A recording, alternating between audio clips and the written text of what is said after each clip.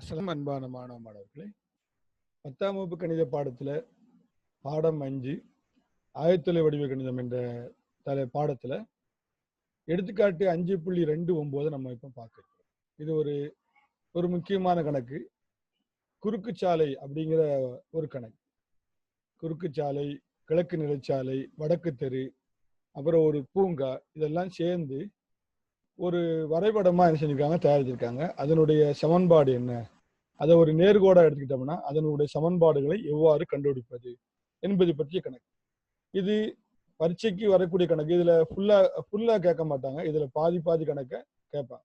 ஒரு 3 கணக்கு இதுல இருக்கு. அதுல ஏதாவது 2 கணக்கு கொடுத்து கேட்கலாம். ஒரு முக்கியமான கணக்கு தான். பக்கம் எண் 234வது பக்கத்துல இந்த கணக்கு. சரி, இதை பத்தி நம்ம என்ன செய்வோம், சிறிய விளக்கத்தை பார்த்துட்டு கணக்குள்ள போவோம். சரிதானா?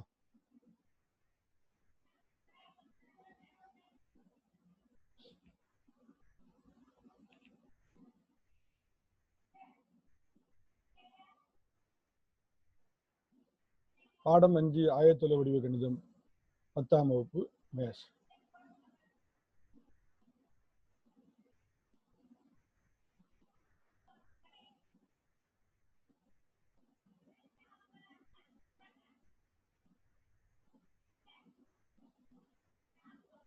குறுக்குச்சாலை கணக்கு எடுத்துக்காட்டு 5.29 பக்கம் எண் 234. உங்க புத்தகத்துல 234ஆம் பக்கத்தை எடுத்து வச்சுக்கிட்டு இந்த கணக்கை காணும்.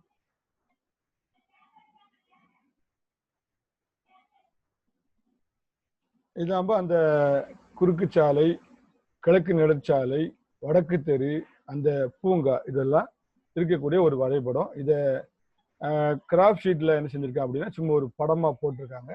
அதனுடைய சமன்பாடுகளையும் அது சந்திக்கக்கூடிய புள்ளிகளையும் நம்ம என்ன செய்ய போறோம், இப்போ கண்டுபிடிக்க போறோம். இது நடுவில் இருக்குது ஒரு பூங்கா, ஒரு பார்க். இது கிழக்கு நெடுச்சாலை.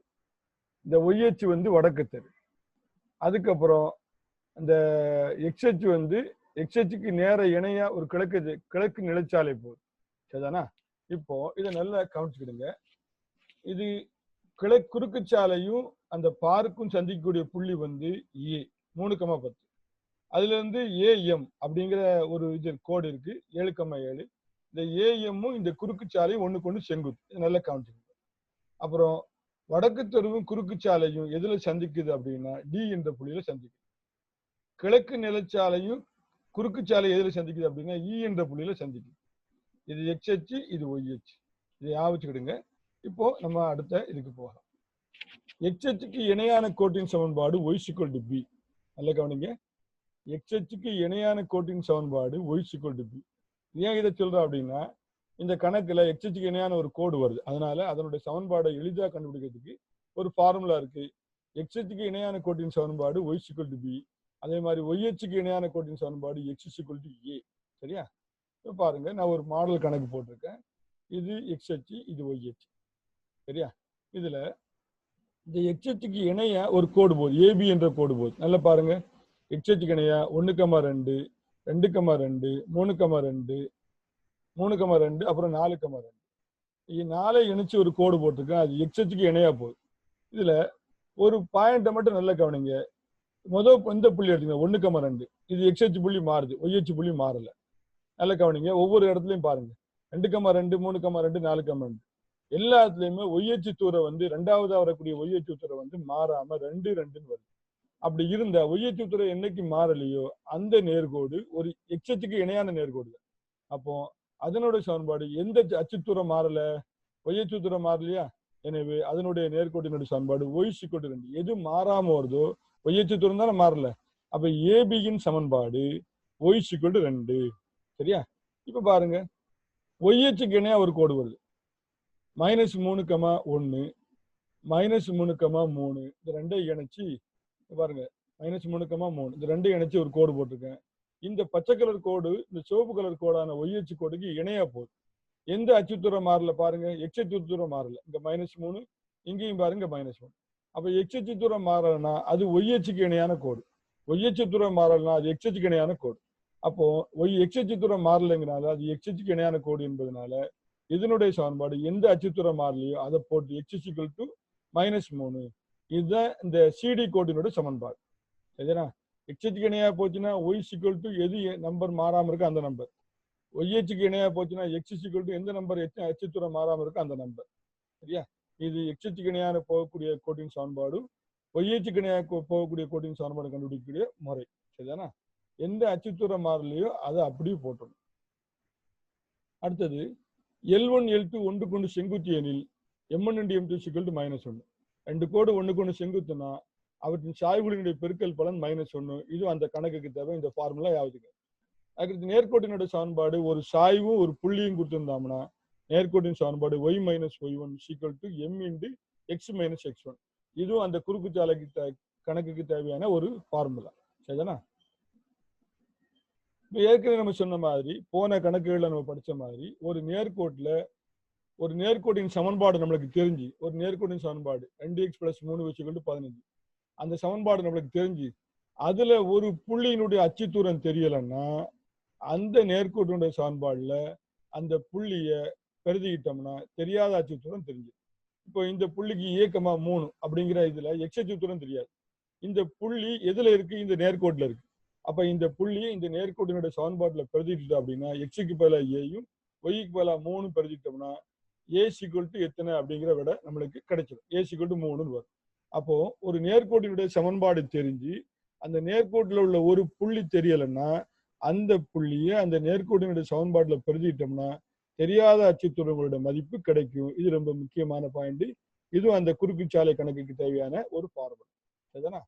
சரி, இப்போ ஏற்கனவே நம்ம சொன்னது a,3 என்ற புள்ளியின் ஏன் மதிப்பு தெரியாது எனும் போது x = a y = 3 எனுமாறு மதிப்புகளை 2x + 3y = 15 என்ற சமன்பாட்டில் பெருதிட்டு a இன் மதிப்பை காணலாம். இது அந்த படத்துக்குரிய விளக்கம்.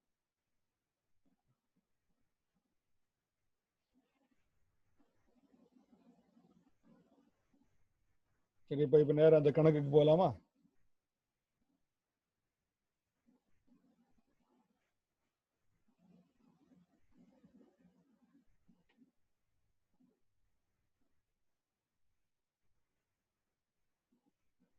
இப்ப கணக்கை வாசிக்கிறேன். எடுத்துக்காட்டு 5.29. எடுத்துக்காட்டு 5.29 கிழக்கு நிலச்சாலை மற்றும் குறுக்கு சாலைகளால் ஒரு வட்ட வடிவ தோட்டம் ஒன்று சூழப்பட்டுள்ளது. கிழக்கு நிலச்சாலை, நல்ல கவனிங்க, கிழக்கு நிலச்சாலை மற்றும் குறுக்கு சாலையினால் ஒரு வட்ட வடிவ தோட்டம் சூழப்பட்டுள்ளது. குறுக்கு சாலையானது வடக்கு தெருவை டியிலும் இந்த குறுக்கு சாலை இந்த வடக்கு தெருவை டி என்ற புள்ளியில சந்திக்கும். கிழக்கு சாலையை ஈயிலும் இந்த கிழக்கு நிலச்சாலை எதுல சந்திக்குது? ஈயில சந்திக்குது. குறுக்கு சாலை வடக்கு தெருவை டியிலையும் கிழக்கு சாலைய ஈயிலையும் சந்திக்குது. தோட்டத்திற்கு A3,10 என்ற புள்ளியில் ஏடி ஆனது தொடுகோடாக அமைகிறது. தோட்டத்திற்கு நல்ல கவனிங்க, A3,10 என்ற புள்ளியில் ஏடி என்பது தொடுகோடு. ஏடி என்பது என்னது? தொடுகோடு. இந்த ஏடி இருக்குல்ல, இந்த ஏடி இந்த தோட்டத்தை தொட்டுக்கிட்டு போகுது. படத்தை பயன்படுத்தி பின் வருவனவற்றின் சமன்பாட்டை காணுங்க. கிழக்கு நிலச்சாலையின் சமன்பாடு, இதனுடைய சமன்பாடு என்னன்னு கேட்டிருக்கான். வடக்கு தெருவின் சமன்பாடு, குறுக்கு சாலையின் சமன்பாடு, அப்புறம் குறுக்கு சாலை கீழ்கண்டவற்றை சந்திக்கக்கூடிய புள்ளிகளை காணுங்க. வடக்கு தெருவை சந்திக்கக்கூடிய புள்ளி, கிழக்கு நிலச்சாலை சந்திக்கக்கூடிய புள்ளி. இதுதானா? இதுதான் படம். கிழக்கு நிலச்சாலையும் குறுக்கு சாலைக்கு இடையில நடுவுல ஒரு தோட்டம் இருக்கு, வட்ட வடிவ தோட்டம். சரியா? அதுல வட்ட வடிவ தோட்டத்துக்கு ஏடி என்பது தொடுகோடு. அந்த ஏஎம் என்பது இந்த இருக்குல்ல ஏஎம், இந்த ஏஎம் என்பது ஏஎம்மும் இந்த குறுக்கு சாலை ஒண்ணுக்கு ஒண்ணு செங்குத்து. இதை மறக்க கூடாது, ஒண்ணுக்கு ஒண்ணு செங்குத்து. இதை ஞாபகத்துக்கு. முதல் கேள்விக்கு வருவோம். எனில் பின் வருவனவற்றின் சமன்பாட்டை காண்க. கிழக்கு நிலச்சாலை சமன்பாடு என்ன? கிழக்கு நிலச்சாலை எங்க இருக்கு? இந்த இருக்கு. இதனுடைய சமன்பாடு என்னன்னு கேட்டிருக்கான். நான் என்ன செய்யறேன்? இந்த படத்துக்கு வருவோம். படத்தை பெருசா காமிச்சிருக்கேன். இது கிழக்கு நிலச்சாலை, இது குறுக்கு சாலை, இது வடக்கு தெரு. தேவையானது கிழக்கு நிலச்சாலையோட சமன்பாடு வேணும். சரியானா? ஒன்னாம் கேள்விக்கு வருவோம். கிழக்கு நிலச்சாலையின் சமன்பாடு என்ன? இப்ப நல்ல கவனிங்க, கிழக்கு நிலச்சாலைங்கிறது எப்படி இருக்கு? இது ஒரு புள்ளி சி, இது ஒரு புள்ளி பி, அப்படிதானே? அப்போ கணக்கு ஆரம்பிக்கிறேன். கிழக்கு நிலச்சாலை சிபியின் சமன்பாடு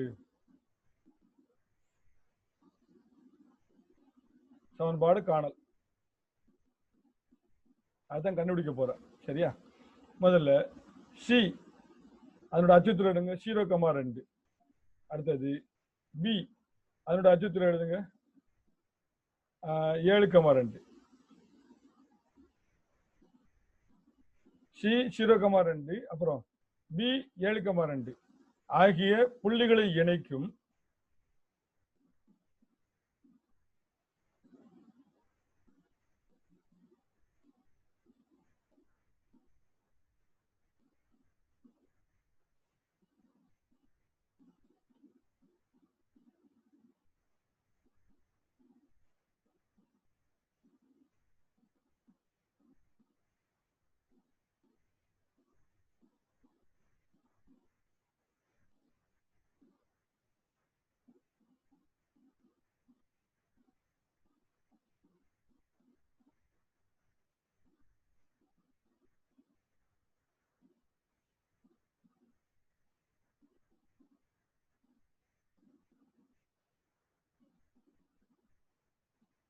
ஆகிய புள்ளிகளை இணைக்கும் கிழக்கு நிலச்சாலையின் சமன்பாடு y = 2 ஆகும்.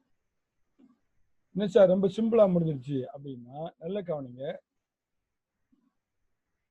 சியினுடைய அச்சுத்தூரம் 0,2, பியினுடைய அச்சுத்தூரம் 7,2. எந்த அச்சுத்தூரம் மாறவே இல்லை பாருங்க. ஒய் அச்சுத்தூரம் மாறல. அப்போ ஒய் அச்சுத்தூரம் மாறலைன்னா இது எந்த அச்சுக்கு இணை? இந்த கிழக்கு நிலச்சாலை எந்த அச்சுக்கு இணை? நல்லா பாருங்க, எக்ஸ் அச்சுக்கு இணையா போகுது. அப்ப எக்ஸ் அச்சுக்கு இணையா போச்சுன்னா அது நேர்கோட்டினுடைய சமன்பாடு எந்த அச்சுத்தூரம் மாறலையோ ஒய் = எந்த அச்சுத்தூரம் மாறலையோ அந்த மதிப்பை போட்டணும். ஒய் = 2. ஏனெனில் இங்க பிராக்கெட்ல எழுதிக்கணும், அல்லது பிராக்கெட்லனால எழுதாமனால் நேரடியாக கூட எழுதிடலாம். ஏனெனில் சிபி கோடு அல்லது சாரி கிழக்கு நிலச்சாலையானது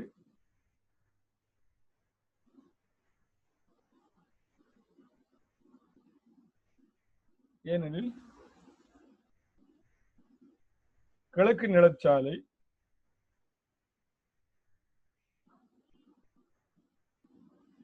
எக்ஸ் அச்சுக்கு இணையாக உள்ளது.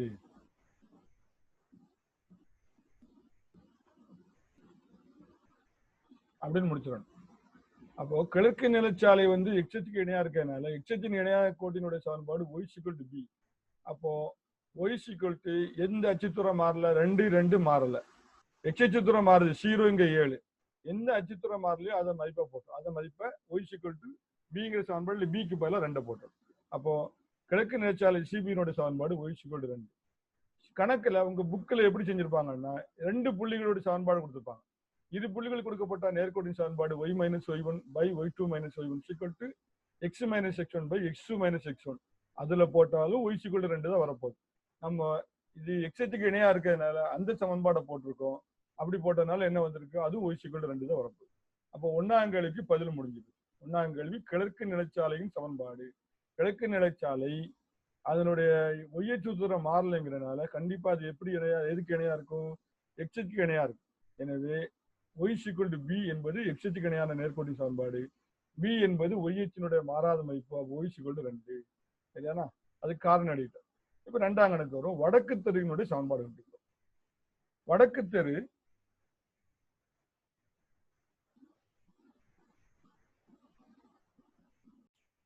இப்ப 2ஆவதாக வடக்கு தெருவினுடைய சமன்பாடு கண்டுபிடிக்க போறோம். வடக்கு தெரு எப்படி இருக்கு அப்படின்னு பாருங்க. இதான் வடக்கு தெரு. இந்த இடம் தான் வடக்கு தெரு. சரியா? இந்த வடக்கு தெருவினுடைய சமன்பாடை தெரிஞ்சுக்கிறதுக்கு நம்ம வந்து ஒரு முக்கியமான ஒரு பாயிண்ட கவனிக்கணும்.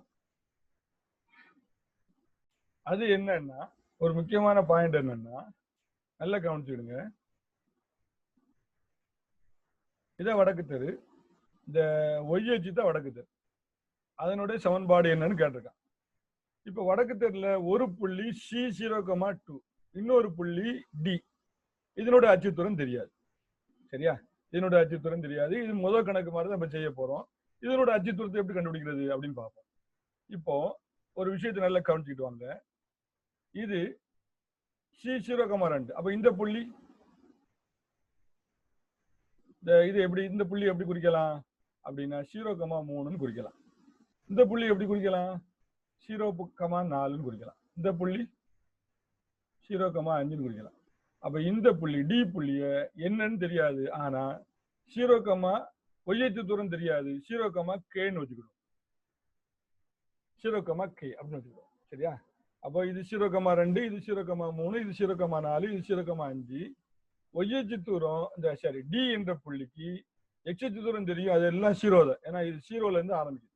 ஒய்யச்சு தூரம் தெரியாது, கேன்னு வச்சுக்கிடுவோம். அப்ப 0, அப்போ நல்ல கவனிங்க, வடக்கு தெரு கணக்கு எப்படி செய்யணும் அப்படின்னா, வடக்கு தெரு சிடி ஆனது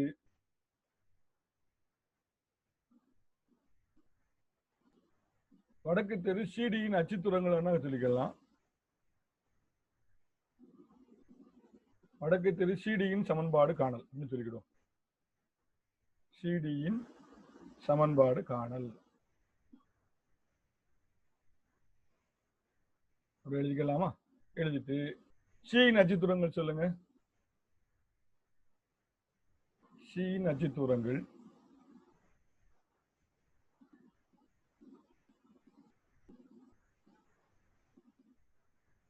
சி 0,2 மற்றும் டி 0,k.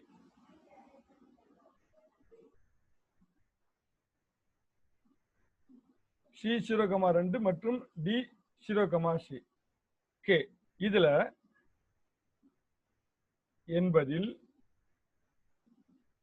எக்ஸ் அச்சின் மதிப்பு அதாவது எக்ஸ் அச்சு தூரம் எக்ஸ் அச்சு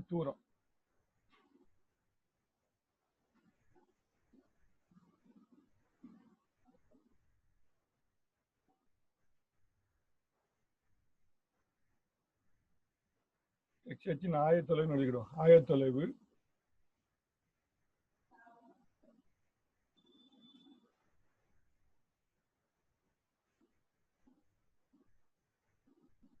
ஈக்குவல் டு 0. எனவே எதனுடைய ஆயத்தொலைவு மாறாம இருக்கு பாருங்க. இந்த நேர்கோட்டில் சிடி என்ற இந்த வடக்கு தெரு நேர்கோட்டில் எதனுடைய ஆயத்தொலைவு மாறல, எக்ஸினுடைய ஆயத்தொலைவு மாறல. அப்போ அதனுடைய சமன்பாடு, எனவே வடக்கு தெரு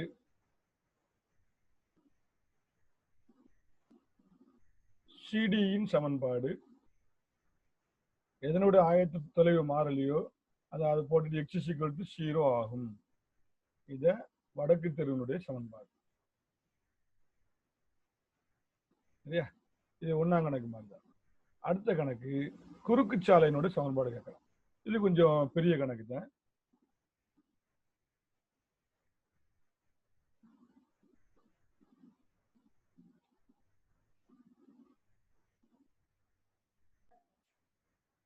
அடுத்து குறுக்கு சாலையின் சமன்பாடு காணல்.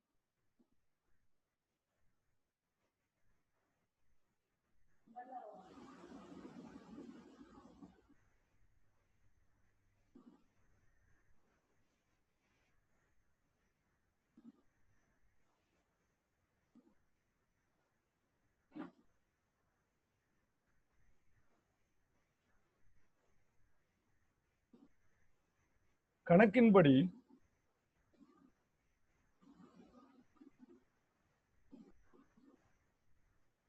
குறுக்கு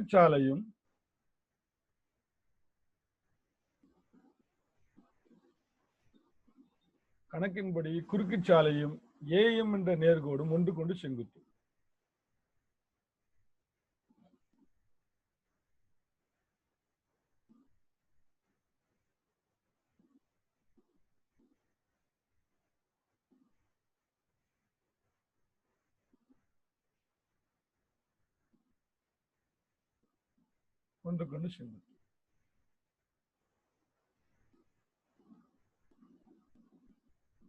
அப்போ கணக்கின்படி குறுக்கு சாலையும் ஏஎம் என்ற நேர்கோடும் ஒன்று கொண்டு செங்குத்துனா இந்த ரெண்டினுடைய சாய்வு இது ஒன்று கொண்டு செங்குத்து. குறுக்கு சாலையினுடைய சாய்வையும் ஏஎம் என்ற சாய்வையும் பெருக்குனா, அதனுடைய கோட்டினுடைய சாய்வையும் பெருக்குனா விட வந்து -1. இது நம்ம ஏற்கனவே சூத்திரத்துல படிச்சிருக்கோம். therefore m1 into m2 equal to -1. சரியா? இதில் M1 குறுக்குச்சாலையின் சாய்வு. சரியா? M2 AM இன் சாய்வு.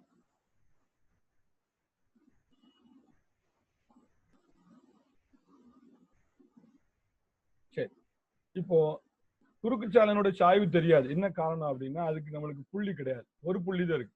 2 புள்ளி இருந்தா சாய்வு வேணும். குறுக்குச்சாலைக்கு ஒரு புள்ளி தான் இருக்கும். D என்ற புள்ளி தெரியாது, அதுவுமே தெரியாது. அது 0, K தான் வச்சிருக்கோம் போன கணக்குல. அப்போ குறுக்குச்சாலையினுடைய சாய்வு தெரியாது. 0, K என்ற ஒரு புள்ளி, இன்னொன்று என்னது A 3, 10 என்ற ஒரு புள்ளி. இப்போ இதுல குறுக்குச்சாலைக்கு நம்ம சமன்பாடு கண்டுபிடிக்கணும்னா, இந்த குறுக்குச்சாலையில இரு புள்ளி தெரிஞ்சா அதுக்கு சமன்பாடு ஈஸியா கண்டுபிடிச்சிடலாம். ஆனா அதுல ஒரு அச்சுத்தூரம் தெரியும். அப்ப இதை வச்சு கண்டுபிடிக்க முடியாது.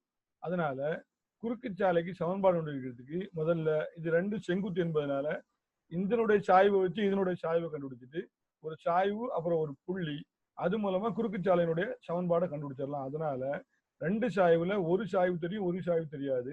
அப்ப குறுக்குச்சாலை சாய்வு கண்டுபிடிக்கிறதுக்கு தான் இந்த ஃபார்முலா பயன்படுத்தும். அப்ப M1 நம்மளுக்கு தெரியாது. சரியா? ஏபியினுடைய சாய்வு, ஏபியின் சாய்வு ரெண்டையும் பெருக்குனா விட -1. சரியா? சரி, M1 சாய்வு தெரியாது, அதாவது குறுக்குச்சாலையுடைய சாய்வு தெரியாது. ஏபியின் சாய்வை நம்ம இப்ப கண்டுபிடிச்சிடலாம். 2 புள்ளி இருக்கு. X1 AM சாய்வு தெரியாது, கண்டுபிடிக்க போறோம். சரி, இது AM இல்ல, ஏபி. ஏபி இல்ல, AM.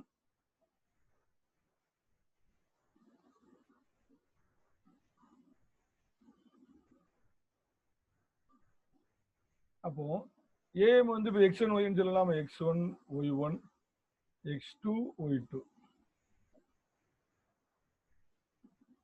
அந்த 2 புள்ளியினுடைய சாய்வை கண்டுபிடிக்கலாமா? அதை வச்சு சாய்வை கண்டுபிடிச்சிடலாமா? அப்ப AM X1 எத்தனை? 3, X1 Y1 3க்கு 10, X2 Y2 7 7.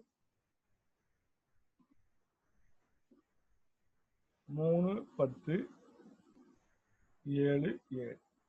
இப்போ போடலாம். சாய்வுக்கு என்ன சூத்திரம்?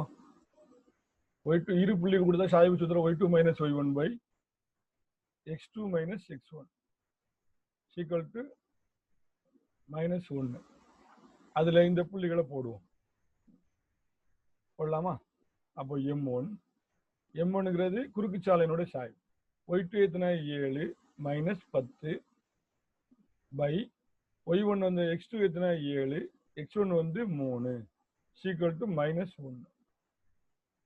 இதை சுருக்கணும் அப்படின்னா M1 இன்டு 7ல இருந்து 10 கழிச்சா -3,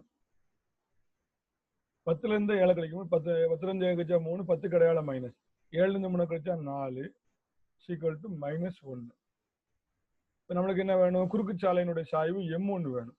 அப்ப M1 equal to இந்த -3 போயினால அந்த பக்கம் வரும். இங்க ஏற்கனவே -1 இருக்கு. இது ஒரு பின்னங்கிறதுனால அந்த சைடு வரும்போது 4 பை -3 தலைமாத்தி வரும். இந்த மைனஸ் அடிச்சிடலாம். 1 4 4 4 பை 1 கொண்டு பின்னத்தை பிறகுனா அதே பின்னம் தான். அப்போ M1 equal to 4/3. இந்த M1 என்னதுப்பா? குறுக்குச்சாலையினுடைய சாய்வு. இந்த M1 வந்து குறுக்குச்சாலையின் சாய்வு.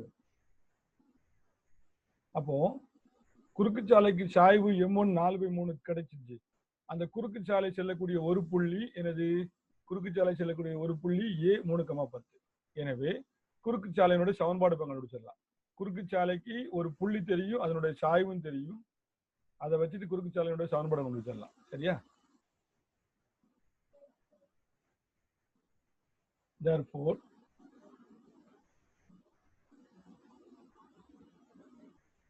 A 3, 10 என்ற புள்ளி வழியாக செல்வதும்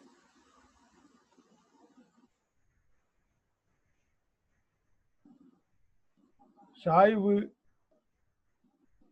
M1 equal to 4/3 உடையதுமான குறுக்குச்சாலை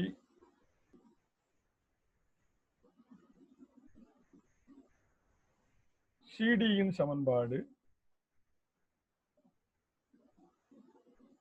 ஒரு புள்ளியும் சாய்வு கொடுத்தா கோடினுடைய சமன்பாடு y minus y1 equal to m into X minus x1. இப்போ இது எக்ஸ், இது x1, இது y1. அப்போ போடலாமா? y மைனஸ் y1 எத்தனை 10 ஈக்குவல் டு m எத்தனை 4/3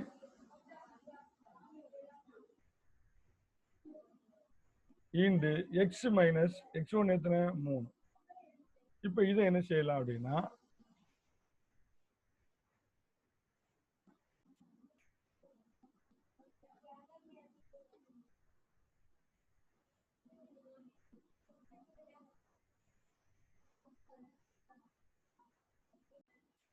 இப்போ இதை சுருக்கணும் அப்படின்னா நம்மளுக்கு நேர்கோட்டினுடைய சமன்பாடு கிடைக்கும். அப்போ y minus 10 equal to 4/3 into X minus 3.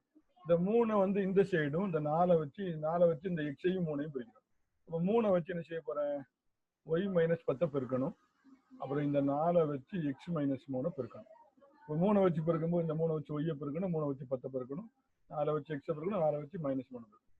அப்போ 3 into y 3y 3 10 30 minus 30, 4 into X 4 வச்சு 4 12 மைனஸ் 12. இந்த எக்ஸுக்கு பக்கம் பிளஸ்ஸா இருக்கு, அதனால ஒய்யில் உள்ள எல்லாத்தையும் இந்த சைடில் உள்ளதை இருக்கணும். எக்ஸுக்கு தான் பிளஸ் இருக்கணும், சமன்பாடு இப்படித்தான் சுருக்கணும். அப்போ இதை எல்லாத்தையும் என்ன செய்யறோம்? இந்த சைடு கொண்டு வந்துடுறோம். அப்போ 4x மைனஸ் இந்த 3y வந்து இந்த பக்கம் வரும்போது மைனஸ் 3y, எக்ஸுக்கு அடுத்து ஒய்யை கொண்டு வரணும். அப்புறம் நம்பர் இங்க என்ன மைனஸ் 12 இருக்கு. அடுத்து இந்த மைனஸ் 30 இங்க வந்தா பிளஸ் 30 ஆயிரும். இப்போ இந்த சைடில் எதுவுமே இல்லை, எல்லாத்தையும் கொண்டு வந்து அப்போ 0. இப்போ அடுத்த ஸ்டெப்பு இதை சுருக்கணும். 4x minus 3y. இப்போ 12க்கு 30, 12 மைனஸ் 30 பிளஸ். அப்போ பெரிய நம்பர் சின்ன நம்பரை கழிச்சிருங்க, வெவ்வேறு அடையாளம். 30லேருந்து 12 கழிச்சிட்டோம்னா 18 பிளஸ் 18. ஏன்னா 30 வந்து பெரிய நம்பரு, அதுக்கு வந்து அடையாளம் வந்து பிளஸ். Plus 18 equal to 0. இதுதான் எதனுடைய சமன்பாடு அப்படின்னா therefore குறுக்குச்சாலையின் சமன்பாடு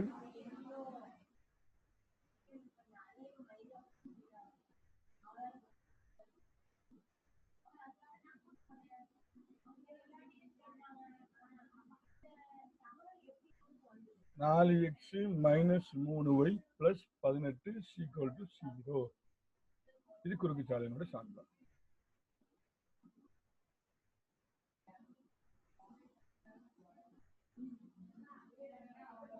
ஈக்குவல் டு 0. அப்போ கணக்கு ரொம்ப சிம்பிளா முடிஞ்சிருச்சா? முதல்ல நல்ல கவனிச்சுக்கிடுங்க, இதுதான் குறுக்குச்சாலை. இந்த குறுக்குச்சாலைக்கு சமன்பாடு ஒன்று எடுக்கணும்னா 2 புள்ளி இருக்கு. அந்த 2 புள்ளியில ஒரு அச்சுத்தூரம் தெரியாது, அப்ப 2 புள்ளி வச்சு கண்டுபிடிக்க முடியாது. அதுக்கு பதிலாக குறுக்குச்சாலையும் ஏஎம் என்ற கோடு ஒண்ணுக்கு ஒண்ணு செங்குத்து. அப்போ இரு கோடுகள் ஒண்ணுக்கு ஒண்ணு செங்குத்துனா m1 × m2 என்ற ஃபார்முலாவை பயன்படுத்தி குறுக்குச்சாலையினுடைய சாய்வை கண்டுபிடிச்சிடணும். குறுக்குச்சாலையோட ஒரு புள்ளி தெரியும், அப்ப சாய்வு ஒரு புள்ளி இந்த ஃபார்முலாவை பயன்படுத்தி குறுக்குச்சாலையினுடைய சமன்பாடு நம்ம கண்டுபிடிச்சிடறோம். சரிதானா? இப்போ அடுத்தது 2வது கேள்வி. ஒன்னாவதுல எல்லா கேள்வியும் பார்த்தோம். அடுத்து பி கேள்வியை பார்க்க போறோம். பி கேள்வியை கவனிங்க. 2வது கேள்வியை கவனிங்க. குறுக்குச்சாலை கீழ்கண்டவற்றை சந்திக்கக்கூடிய புள்ளிகளை காண்க. குறுக்குச்சாலையானது வடக்கு தெரு சந்திக்கக்கூடிய புள்ளி. இந்த குறுக்குச்சாலர்கள் அந்த குறுக்குச்சாலை வடக்கு தெருவு சந்திக்கக்கூடிய புள்ளி. இந்த குறுக்குச்சாலை வடக்கு தெருவு சந்திக்கக்கூடிய புள்ளி. சரியா? அப்போ குறுக்குச்சாலை வடக்கு தெருவு சந்திக்கக்கூடிய புள்ளியில நான் என்ன செய்யறேன்? ஒரு படம் போடுறேன், வெப்பா போடுறேன். இது வடக்கு தெரு, இது குறுக்குச்சாலை. 1ஆம் கேள்விக்கு பதில பார்ப்போம். இது வடக்கு தெரு,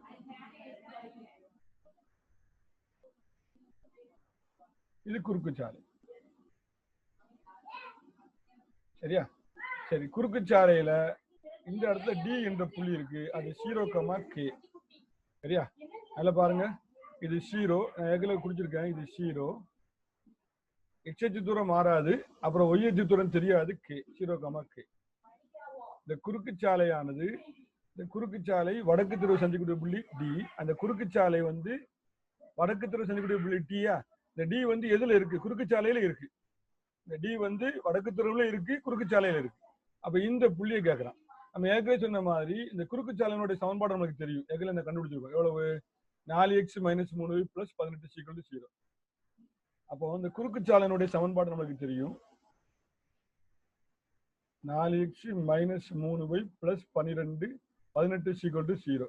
இது குறுக்கு சாலையினுடைய சமன்பாடு. இந்த குறுக்கு சாலையினுடைய சமன்பாட்டுல வரக்கூடிய இந்த கோட்ல தான் என்ன புள்ளி இருக்கு? தெரியாத புள்ளி. வடக்கு குறுக்கு சாலையும் வடக்கு துருவம் சந்திக்கக்கூடிய புள்ளி டி இருக்கு.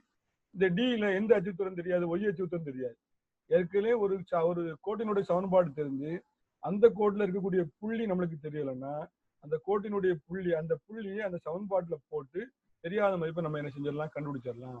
அப்படி நம்ம விதி படிச்சிருக்கோம். எனவே இப்ப கவனிங்க, டி 0, என்ற புள்ளியானது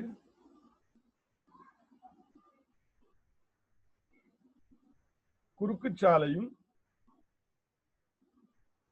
வடக்கு தெருவும் சந்திக்கும் புள்ளியாகும்.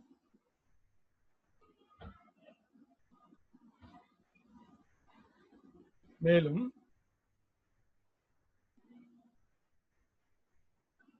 அது குறுக்கு சாலையில் மீதுள்ள ஒரு புள்ளி.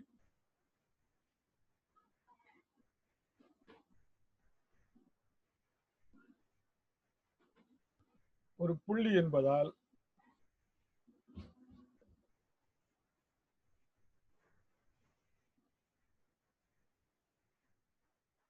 டி 0,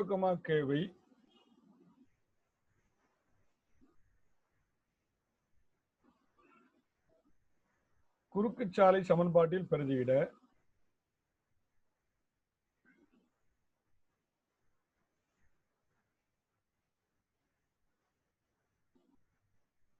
கேயின் மதிப்பு கிடைக்கும். இதுல தெரியாத மதிப்பு கே தான். கேயினுடைய மதிப்பு நம்மளுக்கு கிடைக்கும்.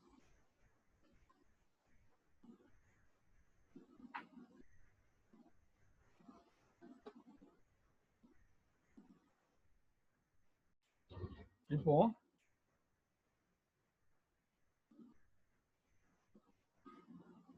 குறுக்கு சாலையினுடைய சமன்பாடு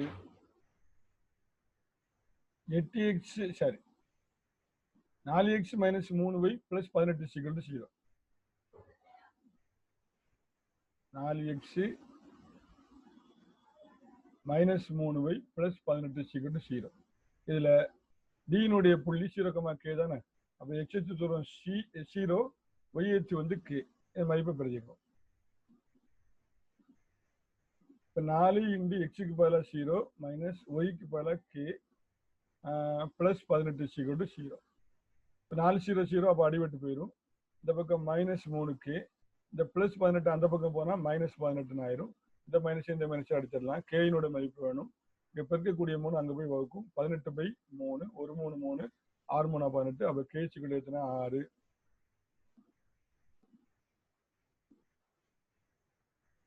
therefore இப்போ நம்ம செஞ்சிடலாம், கண்டுபிடிச்சிடலாமா? therefore குறுக்கு சாலையும்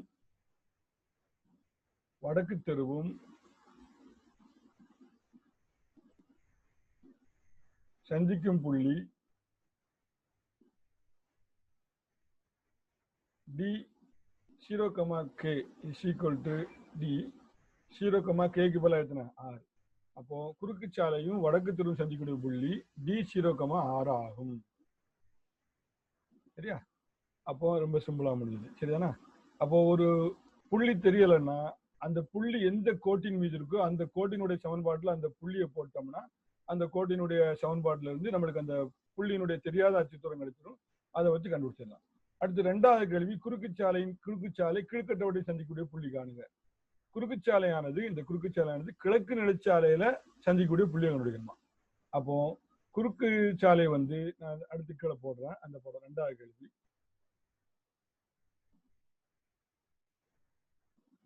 பியில 2வது கேள்வி, குறுக்கு சாலையும்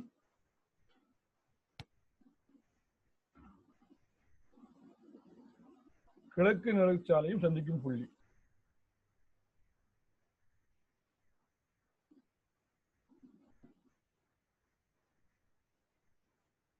சந்திக்கும் புள்ளியை காணல்.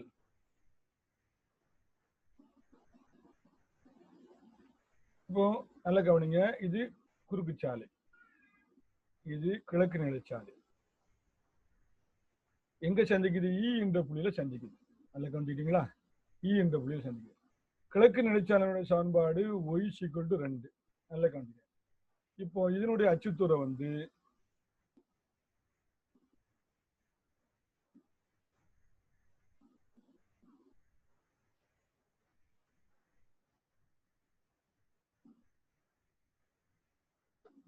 கிழக்கு நிலைச்சாலையோட அச்சுத்தூரம் வந்து நல்லா கவனிச்சிருங்க.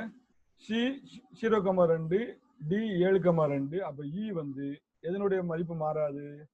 y அச்சுத்தூரம் மதிப்பு மாறாது. அது 2 வரும். எதுக்கு மதிப்பு தெரியாது? எக்ஸ் அச்சுக்கு மதிப்பு தெரியாது. அப்போ அதை வந்து எக்ஸ்ன்னு வச்சுக்கிட்டோமா? x,2. சரியா? இப்போ நல்லா கவனிச்சிருங்க. x,2 போட்டாச்சா? இப்போ நல்ல குறுக்கு சாலையும் கிழக்கு நிலைச்சாலை செஞ்சக்கூடிய புள்ளி ஈயை தான் கண்டுபிடிக்கணும். சரியா?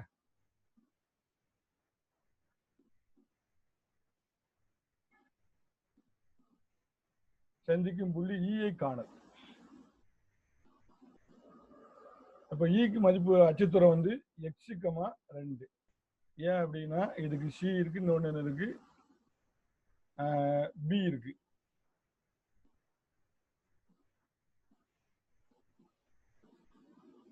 CD 0,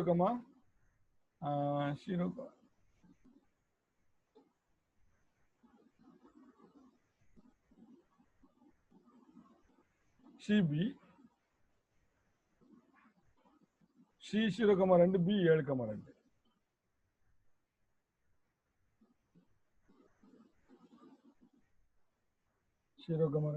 B 7,2. இப்ப எந்த புள்ளி எது தெரியாது? இந்த கோட்ல உள்ள புள்ளி தான் இ. இந்த புள்ளி வந்து எதை சந்திக்குது? குறுக்கு சாலை சந்திக்குது. இது குறுக்கு சாலை, இது கிழக்கு நிலைச்சாலை சந்திக்குது. ரெண்டுமே சந்திக்கக்கூடிய இடம் வந்து இந்த இ. அப்ப இ வந்து கிழக்கு நிலைச்சாலை இருக்கும், குறுக்கு சாலையில இருக்கும். நம்ம இப்ப குறுக்கு சாலையில கிழக்கு நிலைச்சாலையில் இருக்கிற மாதிரி வச்சுக்கிட்டு இந்த தெரியாத அச்சுத்தரமான எக்ஸினுடைய மதிப்பு நம்ம கண்டுபிடிச்சோம்னா இந்த புள்ளியை கண்டுபிடிச்சிடலாம். ஏன்னா இது எக்ஸுக்கு மதிப்பு தெரியாது. மதிப்பு தெரியாத இந்த புள்ளியினுடைய உண்மையான மதிப்பு தெரியும். அப்ப எக்ஸினுடைய மதிப்பை கண்டுபிடிச்சு இ என்ற புள்ளி நம்ம கண்டுபிடிச்சிடலாம். therefore புள்ளி இ 0x,2 ஆனது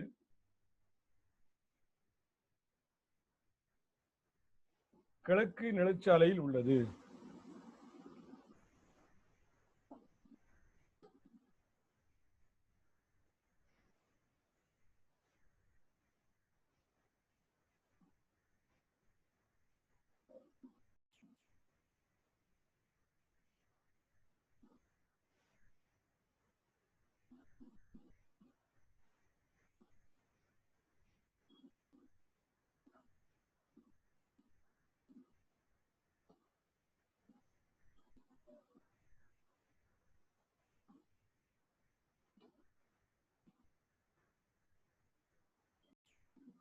அப்ப கிழக்கு நிலச்சாலை மீன் உள்ளன்னு எழுதிட்டு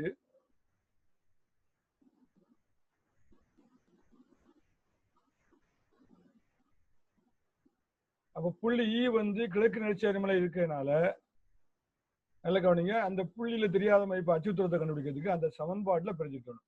இந்த சமன்பாட்டுல கிழக்கு நிலச்சாலையுடைய சமன்பாட்டுல பிரதிக்கிட்டோம்னா புள்ளி ஈனுடைய எக்ஸ் அச்சுத்தூர மதிப்பு தெரிஞ்சு. therefore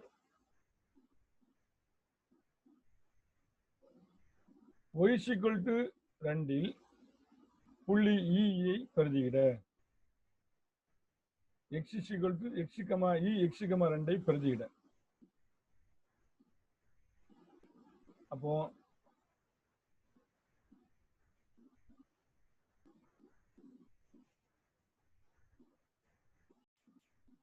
சாரிப்பா கொஞ்சம் மாத்தி எடுத்துட்டேன். அதே கணக்குல குறுக்குச்சாலை வந்து குறுக்குச்சாலையும் கிழக்கு நிலச்சாலையும் சந்திக்கக்கூடிய புள்ளி தான் கண்டுபிடிக்கணும். இது கிழக்கு நிலச்சாலை, சந்திக்கக்கூடிய புள்ளி வந்து இ. இது கிழக்கு நிலச்சாலை.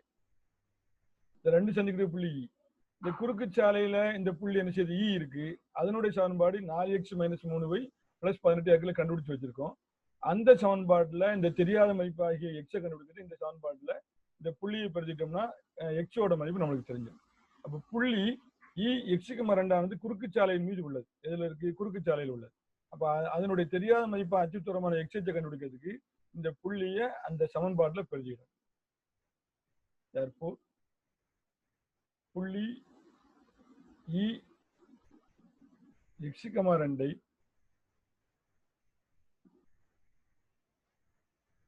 குறுக்குச்சாலை சமன்பாட்டில் பிரதியிட.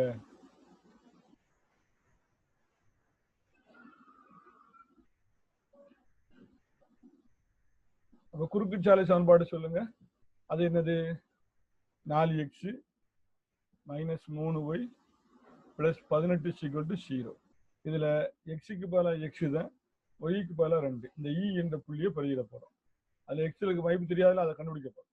அப்ப எக்ஸுக்கு பதிலா எக்ஸ் தான் மைனஸ் 3y, ஒய்க்கு பதிலா எத்தனை 2 பிளஸ் 18 0. அப்ப 4x இந்த 3 2 6 பிளஸ் 18 0. இப்ப என்ன நடக்கும்? 4x 18க்கு 6 போனா 12 0 பிளஸ் 12. ஏன்னா 18க்கு 6 போனா மைனஸ் 6 போனா பிளஸ் 12. இப்போ நம்மளுக்கு 4x வேணும்னா இந்த மைனஸ் பிளஸ் 12 அந்த பக்கம் போகும், மைனஸ் 12 எக்ஸ் வேணும்னா மைனஸ் 12/4 1 4 4 3 4 2 மைனஸ் 3. அப்ப எக்ஸோட மதிப்பு எவ்வளவு? மைனஸ் 3. சரியா? எக்ஸோட மதிப்பு எத்தனை? மைனஸ் 3. இப்போ நம்ம அடுத்து என்ன செய்ய போறோம் அப்படின்னா, இதை புள்ளியா மாத்த போறோம். இப்போ நம்மளுக்கு எக்ஸ் கிடைச்சிச்சா? therefore குறுக்குச்சாலையும்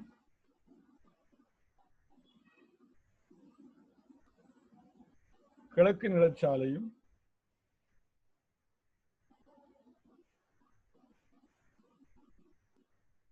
சந்திக்கும் புள்ளி